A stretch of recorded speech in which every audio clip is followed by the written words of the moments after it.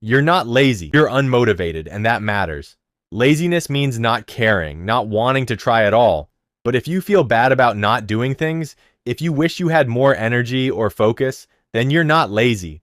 You're just struggling. And most of the time, that struggle comes from something deeper, like stress, sadness, anxiety, or feeling lost. When your mind is overloaded or your heart isn't in what you're doing, it's normal to shut down. It's not because you're weak, it's because your brain is protecting you from more pressure, fear, or pain. Motivation doesn't magically appear. It's built when you feel safe, rested, and connected to something that matters. If you've been pushing yourself too hard, saying yes to everyone, or doing things that don't excite you, your mind and body might just be worn out. That doesn't make you lazy, it makes you human. So what can you do? Start with small steps, not big goals, just one easy thing today. Clean a corner of your room, go for a short walk, drink some water. Motivation grows when you feel a little progress. Also, be kind to yourself. Talk to yourself like someone you care about. Get rest, eat well, and try not to carry everything alone. You're not broken, you're just tired, and tired people don't need shame. They need support. With time, rest, and purpose, you'll feel that spark again. If this helped, like and subscribe for more learning tips.